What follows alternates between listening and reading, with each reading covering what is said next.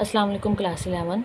बेटा आज हम लोग न्यू बुक है मैथमेटिक्स की, ठीक है, उसका चैप्टर नंबर 14 स्टार्ट करते हैं, वेक्टर इन स्पेस। वैसे तो ये बीएस में पढ़ाया जाता था, इस दफ़ा उन्होंने फर्स्ट ईयर में डाल दिया, ठीक है। तो इसे 1 बाय 1 पढ़ेंगे। पहला हमारे पास का जो कॉन्सेप्ट है वो हमारे पास है वेक्टर का, ठीक है। हमने पढ़ा हुआ है छोटी क्लासेस में, 9 में पढ़ा था कि वेक्टर क्या होते हैं और स्केलर क्या होते हैं। हमें पता है स्केलर एक ऐसी क्वांटिटी है जिसमें सिर्फ मैग्नीट्यूड के बारे में बताते हैं, जबकि वेक्टर एक ऐसी क्वांटिटी है जो हमें मैग्नीट्यूड और डायरेक्शन दोनों के बारे में बताते हैं, ठीक है। तो बेटा हमारे पास दो फंडामेंटल क्वांटिटी है, एक स्केलर है और एक वेक्टर है। सबसे पहले इन दोनों की डेफिनेशंस देख लेते हैं।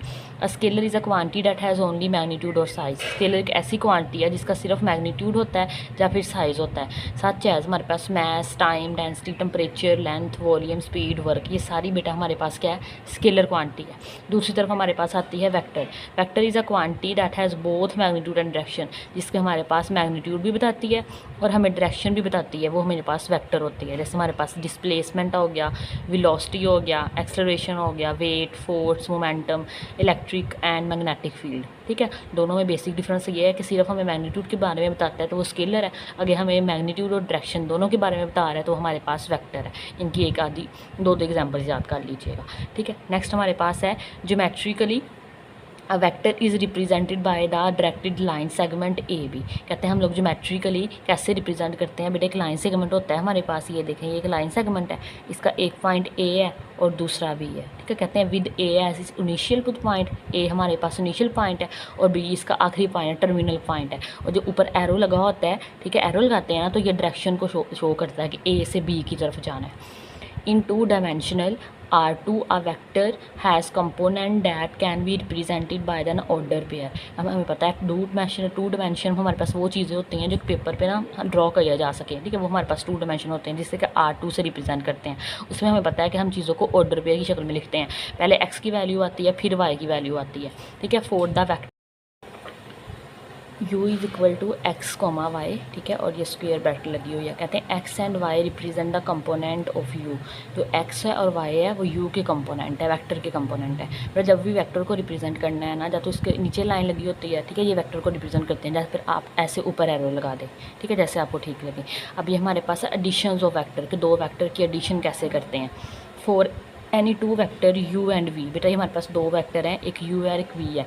u के जो कंपोनेंट है वो x1 y1 है और v के कंपोनेंट है वो x2 v2 है। इनको कैसे हम लोग वेक्टर प्रोडक्ट एडिशन करते हैं, u प्लस v लिखेंगे, ठीक है। ये u के कंपोनेंट है, ये y के कंपोनेंट है। तो बेटा जो x कंपोनेंट है ना वो x कंपोनेंट में ऐड होता है और जो y कंपोनेंट है वो y कंपोनेंट में ऐड होता है। तो ये देखिए x1 plus x2, y1 plus x2। ऐसे हम लोग आसानी से क्या कर सकते हैं, वेक्टर्स को ऐड कर सकते हैं। x वाला x में ऐड करना है और y वाला y में। नेक्स्ट हमारे पास है scalar multiplication of a vector. Scalar multiplication क्या होती है, ये हमारे पास कोई वेक्टर है u, ठीक है, और ये कोई एलिमेंट है, ठीक है, कोई भी नंबर हो सकता है जो कि स्केलर है, a बिलोंग कर रहा है r में से, ठीक है, रियल नंबर हो सकता है कोई। वी हैव a u, तो a हमारे पास a है, u हमारे पास x, y है। तो a x के साथ भी मल्टीप्लाई हो जाएगा और a y के साथ भी मल्टीप्लाई हो जाएगा। जैसे फर्स्ट कर लें, u के जो कंपोनेंट थे ना वो हमारे पास एक 2 है और एक 3 है, ठीक है। और बाहर जो स्केलर लिखा हुआ है ना वो हमारे पास 2 है, तो 2 2s are 4 आ जाएगा और 3 2s are 6, मतलब 2 दोनों के साथ मल्टीप्लाई हो जाएगा। तो ये स्केलर मल्टीप्लिकेशन होती है। नेक्स्ट हमारे पास है इक्वल वेक्टर्स कौन से होते हैं। Two vectors u and v of r square, मतलब two dimension, are set to be equal. दो वेक्टर है हमारे पास, एक u है और एक v है, उन्हें हम इक्वल बोलेंगे अगर if and only if they have the same component. अगर उनके कंपोनेंट बेटा क्या हो, सेम हो, मतलब x1 x2 के इक्वल आए, y1 y2 के इक्वल। जब सेम चीज़ें होंगी तभी तो इक्वल होंगी। डैट इज़ कहते हैं इसका मतलब है कि एक हमारे पास u वेक्टर ये है और v वेक्टर ये है, ठीक है। तो हमारे पास इफ़ एंड ओनली सिर्फ तब ये इक्वल आएंगे अगर x1 x2 के इक्वल आ जाए। ये x1 x2 के इक्वल, अगर ये 5 है तो ये भी 5 हो जाए, और y1 y2 के इक्वल आ जाए। अगर ये 6 है तो ये भी 6 हो जाए। तो हम ये लिख सकते हैं कि u वेक्टर इक्वल है v वेक्टर के। दूसरे वर्ड्स में कह रहे हैं two vector u and v are set to be equal if they have same magnitude and same direction. अगर उनकी मैग्नीट्यूड, मकदार और डायरेक्शन, सिमत दोनों सेम आती हैं तो हमारे पास वो क्या होते हैं, इक्वल मैट्रिक्स होते हैं, ठीक है। आप ये भी डेफिनेशन काफ़ी ज़्यादा आसान है। ये देखिए हमारे पास एक वेक्टर a से b ठीक है। ये देखें, अब देखने में दोनों सेम लग रहे हैं, डायरेक्शन भी सेम है, ठीक है, और ये जो क्वांटिटी मकदार है, ये लंबाई शो कर रहा है, वो भी हमारे पास सेम है। तो ये हमारे पास क्या हो गए, इक्वल मैट्रिक्स हो गए। आगे हमारे पास है पैरेलल वेक्टर, डेफिनेशन याद कर लीजिएगा इनकी, ठीक है। Two vector are parallel if and only if they are non zero scalar multiple of each other. कहते हैं हमारे पास ये क्या हो, नॉन जीरो स्केलर मल्टीपल हो, ठीक है, कोई ना कोई मल्टीपल हो इनका। फॉर एग्जाम्पल वेक्टर हमारे पास ए भी है, एक माइनस ए बी है, और एक 3/2 ए बी आर पैरेलल। अभी देखें ये ए बी वेक्टर है, इन दोनों की मैग्नीट्यूड तो सेम है लेकिन डायरेक्शन मुख्तलिफ है। अच्छा, पैरेलल होने के लिए ना इन दोनों के दरमियान आपस में जो फासला है ना वो हमेशा क्या रहना चाहिए, सेम रहना चाहिए, ठीक है। पैरेलल में हमारे पास डायरेक्शन भी चेंज हो सकती है, ठीक है, और जो मैग्नीट्यूड है वो भी कम या ज़्यादा हो सकता है, ठीक है, लेकिन जो आपस में जो डिस्टेंस आता है वो इसमें सेम रहता है। ये हमारे पास 3/2 गुना है, मतलब 1.5 है टू ए बी वेक्टर का, ठीक है। तो ये वेक्टर हमारे पास थोड़ा लंबा नज़र आ रहा है, इसकी मैग्नीट्यूड ज़्यादा है और इसकी कम है, लेकिन ये आपस में क्या है, पैरेलल है। सिंपल डेफिनेशन क्या है, नॉन जीरो स्केलर मल्टीपल हों एक दूसरे के। नेक्स्ट हमारे पास है मैग्नीट्यूड कैसे निकालते हैं हम लोग वेक्टर की। द मैग्नीट्यूड, अच्छा इसके दूसरे नाम्स भी हैं, नॉर्म भी कहते हैं मैग्नीट्यूड को और लेंथ भी बोलते हैं, तो आपने ये भी नाम याद रखते हैं। हो सकता है वो हमें कहते हैं नॉर्म फाइंड कर दें तो हमें नॉर्म का पता ही ना होता, वो भी मैग्नीट्यूड ही है, ठीक है। मैग्नीट्यूड, नॉर्म या लेंथ, ये तीनों एक ही चीज़ें हैं। Of the vector in 2D, अच्छा 2D भी लिखते हैं इसको, R2 भी लिखते हैं बेटा, ये हमारे पास 2 डायमेंशन को ही शो करवाता है, ठीक है। Represent the length of the vector from the origin to the point. कहते हैं कि मैग्नीट्यूड है ना वो रिप्रेजेंट करती है, किसको रिप्रेजेंट करती है, लेंथ को रिप्रेजेंट करती है, ऑफ द वेक्टर की, from the origin to the point. एक वेक्टर एक पॉइंट से, ठीक है, उसके ओरिजिन से जहाँ जब वो स्टार्ट हो रहा है जहाँ तक वो जा रहा है वो सबको क्या उसकी लेंथ को मैयर करके हमें देती है। फॉर एनी वेक्टर, एक हमारे पास कोई वेक्टर है u है, x, y, r स्क्वायर के अंदर we define the magnitude as the distance point p x, y from the origin. कहते हैं हम लोग उसको डिफाइन करते हैं उसकी मैग्नीट्यूड को उसके डिस्टेंस ऑफ द पॉइंट से, ठीक है, उसके पॉइंट डिस्टेंस से, कहाँ से, उसके ओरिजिन से लेके उसके पॉइंट डिस्टेंस तक हम लोग मैयर करते हैं। एग्जाम्पल फॉर्मूला इसका मैग्नीट्यूड ऑफ ओ पी, ये देखें हमारे पास ये बेटा एक्स एक्सिस है, ये वाई एक्सिस है, ये कोई वेक्टर है हमारे पास p, इसे ओ कह लें, और ये हमारे पास क्या है वेक्टर p। अब इसके दो कंपोनेंट बनते हैं, एक तो इसका ये यहाँ से गिरा ले, एक यहाँ से इसका परपेंडिकुलर गिरा ले नीचे, तो एक ये वाला y कंपोनेंट बन जाता है, ये वाला x कंपोनेंट बन जाता है, ठीक है। तो यहाँ p ऑफ x, y आता है।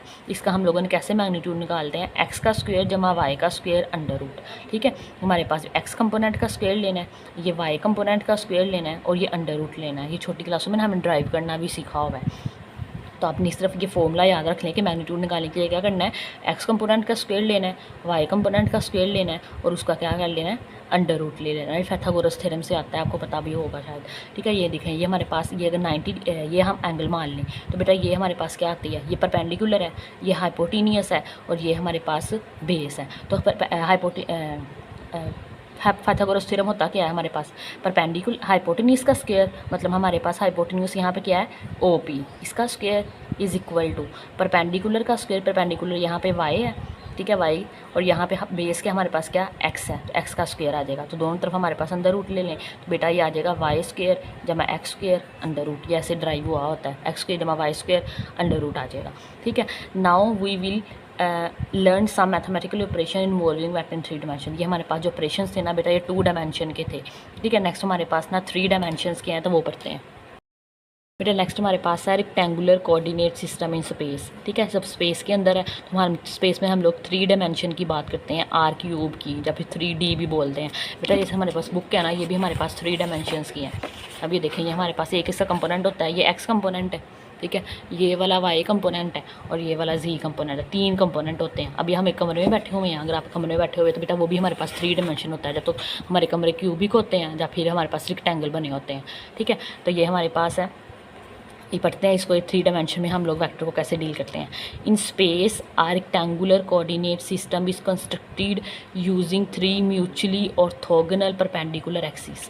तो बेटा हम लोग स्पेस के अंदर जो रेक्टेंगुलर कोऑर्डिनेट ड्रॉ करते हैं ना, उसमें हमारे पास जो 3 म्यूचुअली ऑर्थोगोनल परपेंडिकुलर एक्सिस, अच्छा ऑर्थोगोनल नया लफ्ज़ आया है, ये हमारे पास परपेंडिकुलर जो होते हैं उसी का नाम है ऑर्थोगोनल। ये 3 वेक्टर हमारे पास होते हैं, मतलब 3 हमारे पास एक्सिस होते हैं जो आपस में क्या होते हैं, म्यूचुअली परपेंडिकुलर होते हैं, तीनों आपस में 90 डिग्री का एंगल बना रहे होते हैं।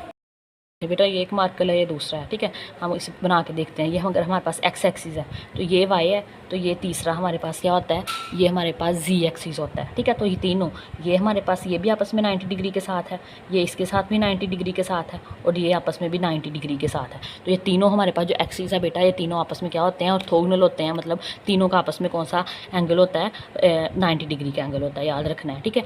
विच हैव ओरिजिन और their common point of intersection, in ये तीनों एक ही पॉइंट के साथ इंटरसेक्ट करते हैं, एक ही ओरिजिन होता है। अभी हमने बना के भी देखा है। वैन स्केचिंग फिगर, लेकिन हम जब फिगर में जो चीज़ें बनाते हैं ना, पेज पे जो चीज़ें बनाते हैं, तो पेज है ना हमारे पास, ये जो पेज है बेटा, ये हमारे पास 2 डायमेंशन होता है, तो 3 डायमेंशन चीज़ें नहीं बना सकते हैं हम इस पर, ठीक है। अब ये अभी मैंने बनाया था, ये देखें, ये एक हो गया, ये दूसरा एक्सिस हो गया, अब तीसरा है ना, अब तीसरा तो ऊपर को बनना है, तो हम ग्राफ जो पेपर है ना, उसमें ऊपर को तो नहीं ना बना सकते हैं, ऐसे अपनी तरफ नहीं बना सकते हैं, तो हम उसको क्या करते हैं, ऐसे बना लेते हैं, ड्रॉ करने के लिए ऐसे बनाते हैं। ये जैसे ये बना भी हुआ है, ये वाई है तो ये जी है, तो एक्स बनाने के लिए उन्होंने ऐसे बना दिया, लेकिन असल में ऐसे नहीं है, असल में ये ऐसे है इसके ऊपर, ठीक है। तो ये हमारे पास है, कह रहे हैं व्हेन स्केचिंग फिगर, जब हम फिगर को स्केच करते हैं, we follow the convention that the positive x axis point toward the reader, कहते हैं हम लोग ये कंसीडर करते हैं जो पॉजिटिव एक्स एक्सिस है ना, वो रीडर की तरफ है। मतलब हम ये किताब पढ़ रहे हैं ना ऐसे पकड़ के, तो हमारे पास जो एक्स एक्सिस है ना, वो हमारी तरफ आएगा, ठीक है। ऐसे निकला होगा, जैसे ये ऐसे, ठीक है। हमने इसको इमेजिन किया हुआ है कि ये ऐसे है, toward the reader the positive y axis और to the right and positive z axis point toward upward, ठीक है। तो हमारे पास जो y axis है बेटा, वो राइट तरफ पे होता है, और जो पॉजिटिव z axis है वो हमारे पास अपवर्ड होता है, ऊपर को होता है। ये हमारे पास y axis है, ये राइट साइड पे है, ठीक है। these axes are also labeled in according with the right hand rule, कहते हैं हम इसको ना लेबल कर सकते हैं राइट हैंड रूल के ज़रिए भी। The figure of the right hand Poynting the direction, ये राइट हैंड की डेफिनेशन भी आप याद भी कर सकते हैं। The finger of the right hand, जो आपकी राइट हैंड की फिंगर्स हैं। अब ये देखो बेटा, ये हमारे पास है, कहाँ पे बनाए हैं, चलो ये देख लेते हैं। अब ये देखें हमारे पास, ये हमारे पास अगर ये पॉजिटिव एक्स एक्सिस है, ये वाई एक्सिस है, तो हमारे पास यहाँ पे कहीं क्या होगा, जी एक्सिस होगा। अब ये देखें राइट हैंड क्या कहता है, ये राइट हैंड है, आप इसको ऐसे खोल लें एक्स एक्सिस के डायरेक्शन पे, तो ये एक्स एक्सिस हो गया, ठीक है। तो आप जरा सीधा रख लीजिएगा।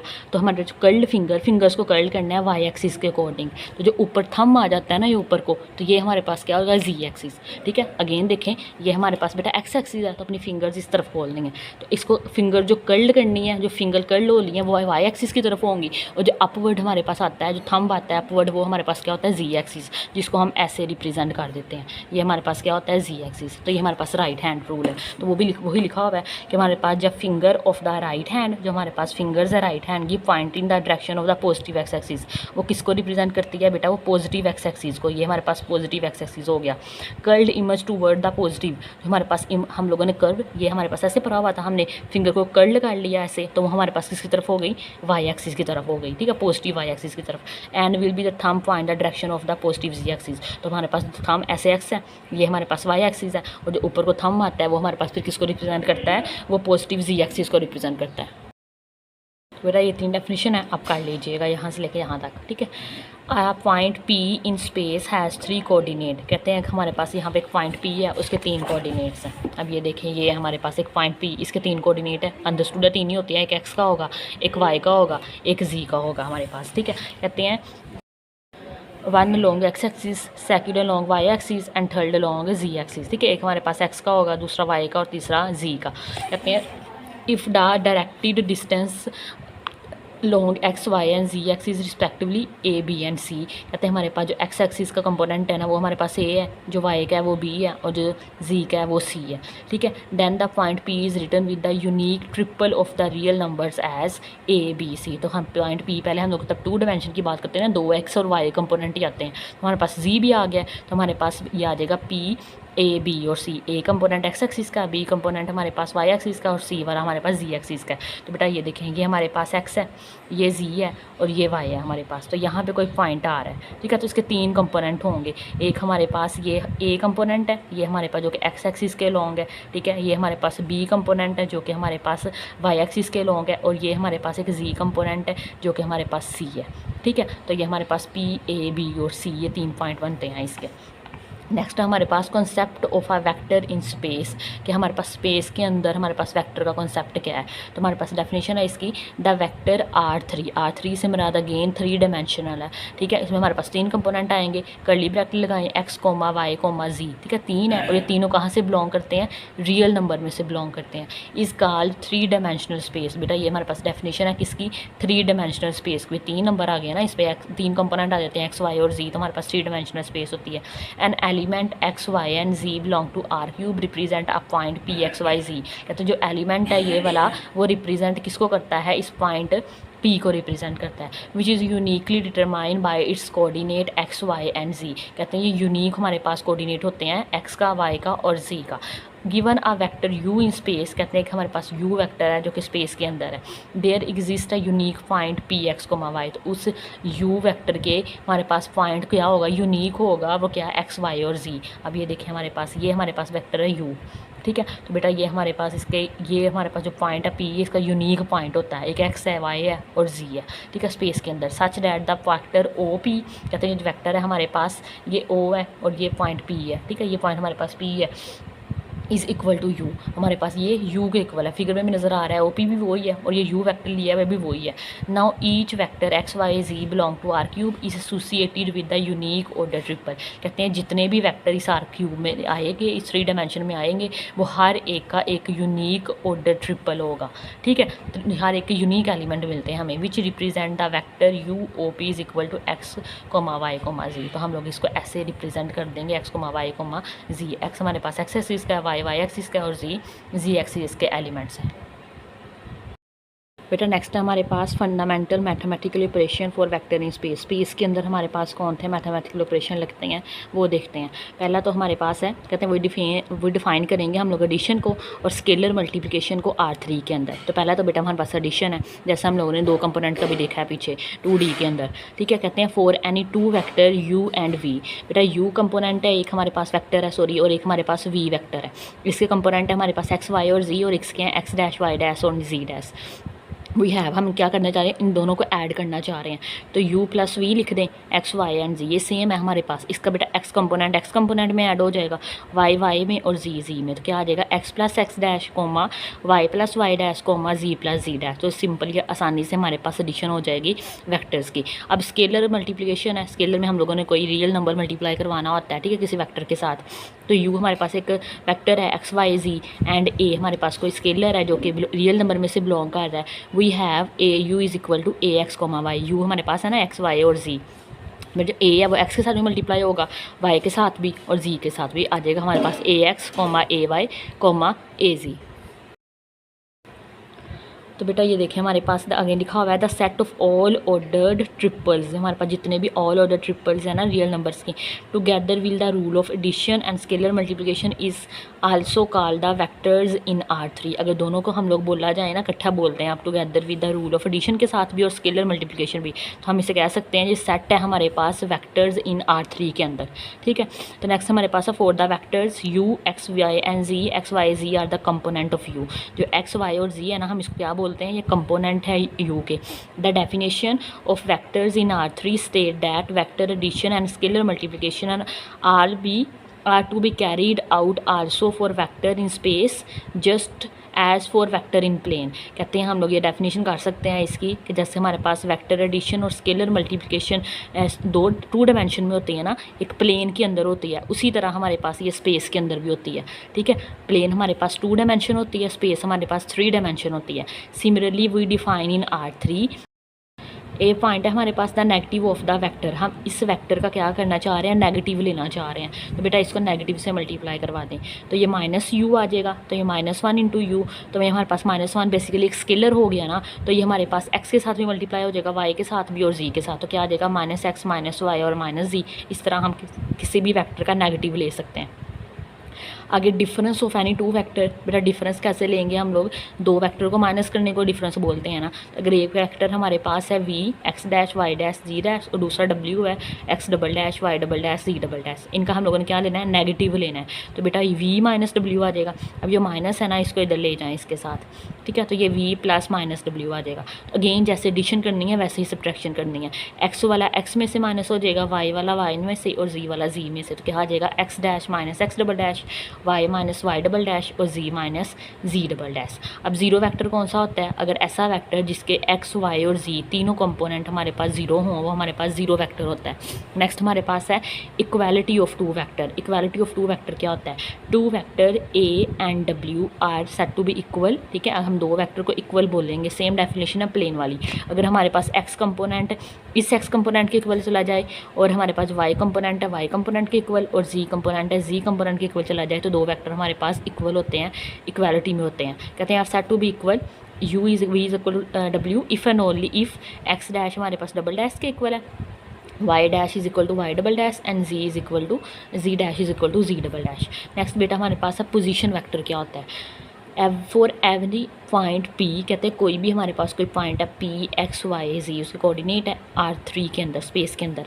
अब vector u x comma y z is represent by the directed line segment o p. कहते हैं हमारे पास कोई वेक्टर है यू, ठीक है, वो रिप्रेजेंट करता है, ठीक है, is represented by the directed line segment. वो हमारे पास जो ओ पी लाइन सेगमेंट लगी होती है उसको रिप्रेजेंट करता है। Whose initial point is an origin, तो उसका इनिशियल पॉइंट होता है ना वो उसके ओरिजिन पे होता है। Such vector are called the position vector in R3, तो उसको क्या बोलते हैं, पोजीशन वेक्टर बोलते हैं R3 का। वैसे ये देखें जैसे हम लोगों ने ये बनाया था, ये हमारे पास वाई है, ये जी है और ये एक्स है, तो ये पॉइंट पी है, ठीक है। ये हमारे पास ओ पी पॉइंट है ना, ये हमारे पास ओरिजिन से ही आते हैं ना इसका, तो ये हमारे पास फिर क्या होती है, ये हमारे पास पोजीशन बताती है हमें चीज़ों के बारे में, ठीक है। तो ये हमारे पास पोजीशन वेक्टर है। बेटा नेक्स्ट हमारे पास है magnitude of the vector in space, जैसे हम लोगों ने इसमें निकाली थी प्लेन के अंदर वैसे ही है। उसमें हमारे पास क्या था, एक्स स्क्वेयर वाई स्क्वेयर जमा x square plus y square under root, ठीक है। इसमें तीसरा भी ऐड हो जाएगा, तीसरा कंपोनेंट जी स्क्वेयर भी ऐड हो जाएगा। तो देखें we define the magnitude norm और length of the vector u x y and z in space by the distance. ये हमें मैग्नीट्यूड के नाम है, नॉर्म भी और लेंथ भी पहले में बताया मैंने। डिस्टेंस का फॉर्मूला, ठीक है, क्या आएगा हमारे पास पी फ्रॉम द ओरिजिन, तो बेटा ओरिजिन के अंदर ये तीन कंपोनेंट। अब ये हमारे पास बेटा एक्स है अलोंग द एक्स एक्सिस, ठीक है, और ये हमारे पास वाई है, तो ये वाई का कंपोनेंट ये है और ये जी का कंपोनेंट है। इसके तीन हमारे पास आते हैं एक्स वाई और जी। तो बेटा क्या आएगा, एक्स स्क्वेयर जमा वाई स्क्वेयर जमा जी स्क्वेयर अंडर रूट, साथ में ये हमारे पास क्या है, डिस्टेंस है प्लेन के अंदर निकालने का, सॉरी स्पेस के अंदर निकालने का फॉर्मूला है हमारे पास, ठीक है। दोनों सेम ही है, मुश्किल भी नहीं है, आसान है, ठीक है। अब ये देखिए एग्जाम्पल नंबर 1 है, कह रहे हैं for the vector u and v and डब्ल्यू फाइंड द फॉलोइंग। अब तीन वेक्टर दे दिए हैं, ठीक है, और कह रहे हैं इसके कोई 5-6 पार्ट्स हैं, इसे हम हल करके दें, ठीक है। अब बेटा पहला क्या है, वी प्लस डब्ल्यू, मतलब वी को डब्ल्यू में ऐड कर दें, तो आसान है, वी प्लस डब्ल्यू लिख दें। तो बेटा वी वाला कंपोनेंट ये है, वेक्टर ये है, और डब्ल्यू का वेक्टर ये है। तो कैसे ऐड करते हैं, एक्स कंपोनेंट, अच्छा जो पहला एक्स है हमें पता है, दूसरा वाई है और तीसरा जी है।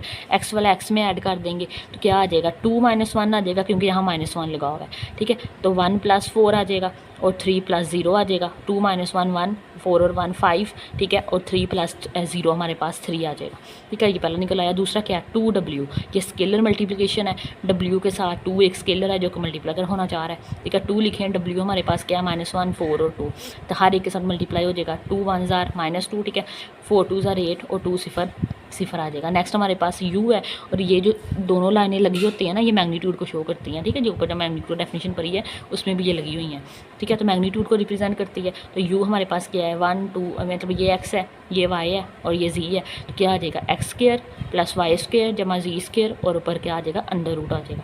तो बेटा ये देखें 1 - 2 और 3 है, क्या आएगा, 1 का स्क्वेयर प्लस -2 का स्क्वेयर प्लस 3 का स्क्वेयर। 1 का स्क्वेयर 1, ये माइनस है और ऊपर स्क्वेयर है तो माइनस खत्म हो जाएगा। 2 2s are 4, 3 3s are 9, under root लें, 9 और 4 13 और 1 14, अंडर रूट 14 आंसर आ जाएगा। नेक्स्ट देखें v - 2W और फिर उसका मैग्नीट्यूड लेना है। तो पहले तो हमें 2W ले लेते हैं। तो बेटा ये देखें 2W हमने लिया भी हुआ था, ये वाला, ये भी यूज़ कर सकते हैं आप लोग, ठीक है, यही किया हुआ है उन्होंने डायरेक्ट, ठीक है। v कंपोनेंट हमारे पास कौन सा है, ये वाला, ठीक है। तो क्या आएगा, v - 2W, एक ये वाला यूज़ करेंगे और एक ये वाला, ठीक है। तो क्या आएगा, u - 2 आ जाएगा, 2 - 2 हमारे पास 2 और ये ऑर्डर डी क्या है, माइनस है, क्योंकि माइनस हो रहा है तो माइनस माइनस प्लस हो जाएगा। एक माइनस ये वाला कहाँ गया, ये वाला, और एक माइनस ये वाला प्लस हो जाएगा, 2 + 2। अगला क्या है, 1 - 8 आ जाएगा, 1 - 8 आ गया। नेक्स्ट हमारे पास 3 - 0 आ जाएगा, तो 3 - 0 आ गया, ठीक है। 2 + 2 4 आ जाएगा, 1 - 8 - 7 और 3 - 0 3। अब हमने क्या लेना है, उसका मैग्नीट्यूड लेना है। तो बेटा ये x है, ये y है और ये z है, मतलब 4 का स्क्वायर आ जाएगा, -7 का स्क्वायर आ जाएगा, 3 का स्क्वायर आ जाएगा। 4 का स्क्वायर 16, 7 का स्क्वायर 49, 3 का स्क्वायर 9, तीनों को ऐड करें तो 74 आ जाएगा और अंदर रूट एज इट इज़ रहेगा। नेक्स्ट देखें, 2u -v + 3w, ठीक है। ये सारा कुछ फाइंड करना है, आसान ही है, ठीक है। ये 2 लिखें, u का कंपोनेंट लिख दें, v का कंपोनेंट लिख दें और ये 3 के साथ w का कंपोनेंट लिख दें। तो ये 2 1s are 2, 2 2s are 4 और 3 2s are 6 और ये वाला एज इट इज़ आ जाएगा। तो ये 3 है तो हमारे पास 3 1s are 3, 4 3s are 12 और 3 0 0 आ जाएगा। तो ये हमारे पास बेटा इनका हल कर लें। अब इनको सारे कंपोनेंट अलग अलग हो जाएंगे ना। ये 2, ये देखें 2 -2 ± -3, तो क्या आएगा, एक तो ये आ गया y वाले देखें -4 -1, y वाला -1 है ना, ठीक है, और +12। अगला हमारे पास क्या है, 6 -3 और +0। बेटा इसको सोल्व करें। अब ये 2 2 से कैंसिल, तो क्या आ गया, -3। अगला देखें 12 और -1 11, 11 - 4 हमारे पास बेटा क्या आ जाएगा, 7 आ जाएगा, ठीक है। अब 6 - 3 हमारे पास 3 आ जाएगा, तो ये हमारे पास आ गया -3 7 और 3। तो ये लिख लिया हुआ, डायरेक्ट लिखा हुआ है 3 -3 7 और 3, ठीक है। अब इनका हम लोगों ने क्या लेना है, मैग्नीट्यूड लेना है। तो क्या आ जाएगा, -3 का स्क्वायर 7 का स्क्वायर और 3 का स्क्वायर, 3 का स्क्वायर 9, 7 का स्क्वायर 49 और 3 का स्क्वायर 9, तीनों को ऐड करें तो 67 और अंडर रूट, बेटा ये क्या आ जाएगा, इसका आंसर आ जाएगा, ठीक है। सिंपल सी एग्जांपल थी। नेक्स्ट हमारे पास टॉपिक है कंपोनेंट ऑफ द वेक्टर। तो बेटा नेक्स्ट हमारे पास है कंपोनेंट ऑफ अ वेक्टर, ठीक है। ये क्या होते हैं, as in a plane we introduce 3 special vectors. कहते हैं प्लेन के अंदर ना हम 3 स्पेशल वैक्टर इंट्रोड्यूस करते हैं। एक हमारे पास i है, एक j है और ये k है। अच्छा बेटा जो i होता है ना वो x एक्सिस के लॉन्ग होता है, ये देखें, ठीक है। और जो j होता है वो हमारे पास लॉन्ग होता है y एक्सिस के, और जो k होता है वो हमारे पास लॉन्ग होता है z एक्सिस के, ठीक है। अब हमें पता है जब हम ऑर्डर पेयर लिखते हैं a, जैसे x, y और z, पहला एलिमेंट x का आता है। अब जो i है ना वो x एक्सिस के लॉन्ग है, तो हमारे पास जो i है तो हमारे पास i यहाँ पे आ जाएगा फर्स्ट, उस जगह 1, बाकी दोनों 0 होते हैं। इसी तरह j ये हमारे पास y एक्सिस के लॉन्ग है, तो y हमारे पास दूसरे नंबर पे आता है, उसकी जगह पे 1 आ जाएगा। और पहला और तीसरा x और y यहाँ पे, x और z यहाँ पे 0 होते हैं। इसी तरह जो k है बेटा ये लॉन्ग z एक्सिस आता है, तो हमारे पास x और y यहाँ पे 0 होते हैं और ये हमारे पास z 1 आ जाएगा। ये वही बात है कि x एक्सिस के लॉन्ग y की तमाम वैल्यू 0 होती हैं और y एक्सिस के लॉन्ग x की तमाम वैल्यू 0 होती हैं। तो ये भी वही बात है कि अगर x एक्सिस के लॉन्ग y और z दोनों 0 होते हैं और y एक्सिस के लॉन्ग x z दोनों 0 होते हैं और k एक्सिस के लॉन्ग x और z दोनों 0 होते हैं। तो बेटा ये लिखा हुआ है i जो वेक्टर है वो हमारे पास इक्वल होता है 1 0 0 के, j है हमारे पास 0 1 0 और k है हमारे पास 0 0 1 इन R3 के अंदर। अब इन तीनों की मैग्नीट्यूड अगर निकालना चाहें तो बेटा ये हमारे पास x है, ये y है और ये z है। तो x का स्क्वायर, y का स्क्वायर और z का स्क्वायर आ जाएगा। 1 का स्क्वायर 1 यहाँ बचेगा बस, और अंदर रूट लेंगे 1 का तो 1 ही आ जाएगा। इसी तरह मैग्नीट्यूड ऑफ j लें, 0 का स्क्वायर 1 का स्क्वायर जमा 1 का 0 का स्क्वायर, तो बेटा ये भी 1 आ जाएगा। k की मैग्नीट्यूड लेंगे तो वो भी 1 आ जाएगा। तो so i, j and k are called the unit vector along x axis, y axis and z axis respectively.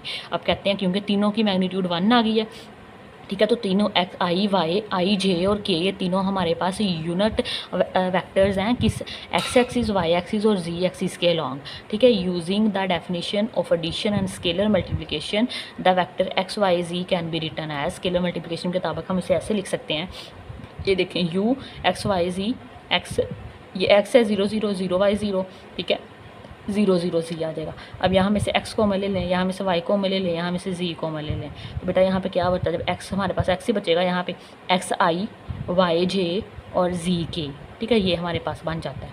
अब कहते हैं each vector x y and z in R3 can be uniquely expressed by, कहते हैं हर vector को हम लोग unique तरीके से एक्सप्रेस कर सकते हैं ऐसे x i, y j और z k। अब बेटा ये यूनिट वेक्टर की डेफिनेशन लिखी हुई है, A unit vector is defined as the vector whose magnitude is unity। जैसे आई जे और की ये तीनों यूनिट वेक्टर है ना, ऐसे तमाम वेक्टर जिनकी हमारे पास मैग्नीट्यूड लें और वो 1 आ जाए तो बेटा वो हमारे पास यूनिट वेक्टर कहलाते हैं। ठीक है, in 3 dimensional space the unit vector of the vector u x i y j and z k is written by u cap. ठीक है, अब ये हमारे पास यूनिट वेक्टर आया था ना, ये वाला।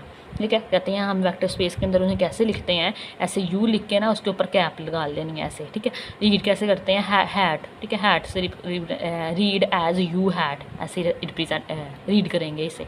ठीक है, एंड तो बेटा इसका इट इज़ डिफाइंड एज, इसका फॉर्मूला क्या होता है, u vector divided by u vector की magnitude.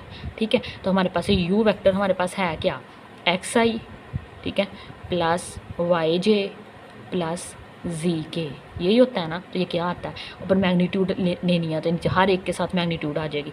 x over x square जमा वाई स्क्वायर जमा जी स्क्वायर, अंदर रूट साथ में आई कंपोनेंट। इसी तरह y over magnitude j component vector आ जाएगा, plus z over x square y square जमा जी स्क्वायर, अंदर रूट और साथ में k वेक्टर आ जाएगा। In term of unit vector i j and k the sum u plus v of 2 vector. कहते हैं हमारे पास क्या है, सम आता है 2 वेक्टर्स का हमारे पास यूनिट वेक्टर के अंदर। भाई ये देखें u वेक्टर है और ये v वेक्टर है, इसके अंदर भी रिटर्न है करना आता है हमें। सम क्या आता है, x है और ये y है। ठीक है, और साथ में जो i कंपोनेंट लिखना है ना वो भी साथ लिखना है। ठीक है, जब हम लोगों ने वेक्टर्स की यूनिट वेक्टर की हम लोगों ने सम लेना है ना, साथ में जो i x ये हमारे पास i कंपोनेंट है ना, तो ये हमारे पास j कंपोनेंट है और ये हमारे पास k है। ठीक है, तो ये i k लॉन्ग है, ये y का है और ये z है। तो ये x1 y2 x1 x2, अगर ये हम स्क्वायर ब्रैकेट हटा के लिखना चाहें तो बस में i आ जाएगा, इसके साथ j आ जाएगा और इसके साथ k आ जाएगा। ठीक है, जब स्क्वायर ब्रैकेट हटाएंगे फिर लगाना है, अदरवाइज़ नहीं लगाना। तो बेटा नेक्स्ट हमारे पास छोटी छोटी सी एग्जांपल्स हैं, एग्जांपल नंबर 2 और 3 वो कर लेते हैं। कहते हैं find the unit vector u is equal to 2i 5j and minus k. इसका यूनिट वेक्टर फाइंड कर लें। तो यूनिट वेक्टर का फॉर्मूला क्या है हमारे पास, u cap is equal to u over हमारे पास क्या लेना है, हम लोगों ने मैग्नीट्यूड लेना है u का। तो ये हमारे पास मैग्नीट्यूड ले लें पहले u का। तो बेटा यहाँ पे ये 2 जा साथ में लिखा हुआ है, ये x है, ये 5 हमारे पास y है और z यहाँ पे -1 है। तो क्या आ जाएगा, x का स्क्वायर y का स्क्वायर और z का स्क्वायर। तो बेटा यहाँ पे आ जाएगा 2 का स्क्वायर 5 का स्क्वायर और -1 का स्क्वायर। ये 2 2s are 4, ठीक है, 5 5s are 25 और +1 क्या आ जाएगा 25 1 26 और 4 30 आ जाएगा। तो अंदर रूट 30 आ जाएगा इसका मैग्नीट्यूड। ठीक है, नेक्स्ट हमारे पास यूनिट वेक्टर का फॉर्मूला लगाएं, u ओवर u मैग्नीट्यूड आ जाएगा। u वेक्टर क्या है हमारे पास, जो गिवन वेक्टर है 2i प्लस 5j माइनस के डिवाइड बाई अंडर रूट 30। बेटा 1 ओवर 30 साइड पे लिख ले, तो अंदर जो लिखा हुआ है ये आ जाएगा हमारे पास। तो ये हमारे पास रिक्वायर्ड यूनिट वेक्टर आ गया। ठीक है, आसान सा सवाल था। नेक्स्ट हमारे पास एग्जाम्पल नंबर 3 है। कहते हैं एक वेक्टर हमारे पास u है, एक v है और एक w है। Then show that u v and w are parallel to each other. ये दोनों हमारे पास क्या है बेटा, आपस में पैरेलल है। तो पैरेलल की डेफिनेशन क्या पड़ी थी कि ये एक दूसरे के मल्टीपल आ जाएंगे हमारे पास। ठीक है, इनके जो आपस में क्या डेफिनेशन है, ये पीछे पढ़ी हुई थी हम लोगों ने कि नॉन ज़ीरो स्केलर मल्टीपल होते हैं। मतलब ये एक दूसरे का कोई ना कोई मल्टीपल आ जाएंगे। मतलब ये ए बी है ना, ये हमारे पास -ab का मल्टीपल है, इनकी डायरेक्शन चेंज थी। और ये ए बी है, ये हमारे पास 3/2 का मल्टीपल है। ठीक है, ए बी वैक्टर का। तो हमारे पास अगर ये एक दूसरे के मल्टीपल बन जाते हैं तो ये हमारे पास क्या आ जाएंगे, पैरेलल हो जाएंगे। अब ये हमारे पास v वेक्टर है, तो बेटा v वेक्टर में से क्या कॉमन आ रहा है, 2 कॉमन आ रहा है। तो बेटा 2 कॉमन ले लें, तो अंदर 2 2s are 4, 2 3s are और 2 1s are। अंदर ये बच गया 2i plus 3j plus k। अब ये जो वेक्टर है वो हमारे पास u के इक्वल है। ये देखें ये u ही लिखा हुआ है ना, तो ये देखिए v हमारे पास क्या आ गया, ये मल्टीपल आ गया किसी वेक्टर u के। ठीक है, मतलब u को 2 से मल्टीप्लाई करें तो हमें वेक्टर v मिल जाता है। तो इससे क्या साबित हो गया, u और v तो आपस में क्या है, पैरेलल वेक्टर हैं, क्योंकि ये मल्टीपल हैं एक दूसरे के। w देख लें, अब ये बेटा ये w है -6 -9 और -3, इसमें से भी -3 कॉमन आ रहा है। तो -3 कॉमन ले लें, यहाँ पे 3 2s are 6 बच जाएगा, 3 3s are 9 और 3 1s are 3 बच जाएगा। ठीक है, तो ये हमारे पास ये 2i plus 3j plus k, ये अगेन हमारे पास u है, तो w is equal to -3u आ जाएगा। ठीक है, अब w हमारे पास वो भी हमारे पास मल्टीपल बन गया, u को -3 से मल्टीप्लाई करें तो w आ जाता है। तो ये दोनों भी आपस में एक दूसरे के मल्टीपल है। तो हमारे पास अब ये देखें u और v तो ऑलरेडी पैरेलल थे और w और u भी आपस में पैरेलल हो गए। तो ये तीनों आपस में क्या हो जाएंगे, पैरेलल हो जाएंगे। Hence u v and w are parallel to each other. ठीक है, ये आसान सा मेथड है कि अगर वेक्टर्स को पैरेलल शो करवाना हो तो उन्हें एक दूसरे का मल्टीपल बना दे। अच्छा बेटा, आज के लिए इतना ही। अगर आपको आज का लेक्चर अच्छा लगा हो तो लाइक शेयर एंड सब्सक्राइब ज़रूर कीजिएगा। बेटा इनकी प्रैक्टिस ज़रूर कीजिएगा। मज़े का चैप्टर है और आसान है। ठीक है, अल्लाह हाफिज़।